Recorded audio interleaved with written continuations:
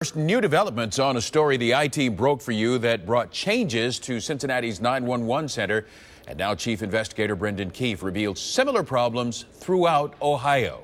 Brendan?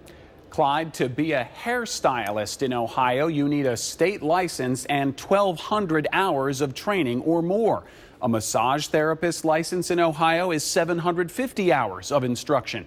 But the I-Team has obtained this scathing federal report showing in Ohio there are no minimum requirements or any state certification required to answer life and death calls to 911.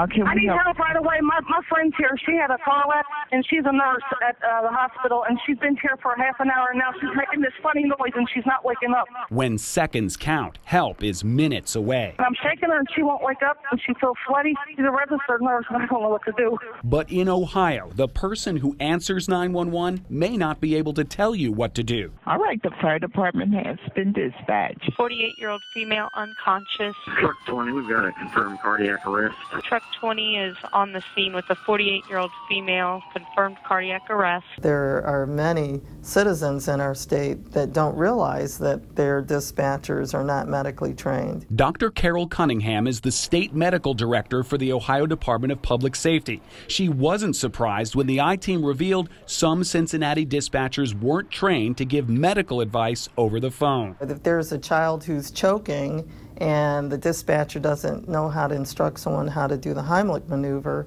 the brain tissue dies without oxygen within 6 minutes. When you dial 911, this isn't a phone line, it's a lifeline. If the dispatcher who answers isn't medically trained, all they can do is send an ambulance and cut the line. You're left holding the phone until help arrives. You got a 3-year-old kid complaining of his neck hurting, and then you got a 6-month-old baby in the car, too. I'll get the information and get the paramedics started on the way, okay? That happens in Ohio, but not just across the river in West Virginia. You hate to have someone standing there for 5 or 7 minutes till help gets there, panicking, what should I do?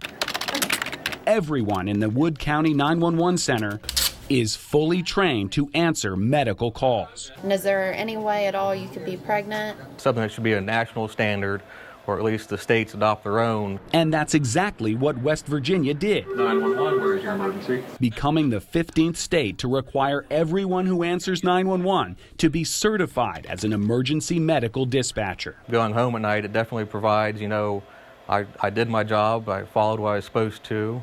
And you may have saved a life. Yeah, definitely may have saved a life. West Virginia funds all of this at the state level with a $3 a month 911 surcharge on all cell phones. How much is your life worth in Ohio? 25 cents. That's the Ohio 911 surcharge, among the smallest in the nation. There needs to be probably a state program, and it certainly needs to be supported financially by the state. So who oversees 911 training and standards in Ohio now? There actually is no organization that provides oversight. That's what the National Highway Traffic Safety Administration concluded in this critical assessment of Ohio's emergency medical services. Quote, there appears to be no clear authority for emergency medical dispatch training or requirements. The federal government also determined there are neither emergency medical dispatch center standards in Ohio nor standards for personnel who routinely dispatch emergency medical services. Seconds matter. They just matter. And the sooner that person who calls in gets appropriate pre-arrival instructions, the better off the patient outcome will be.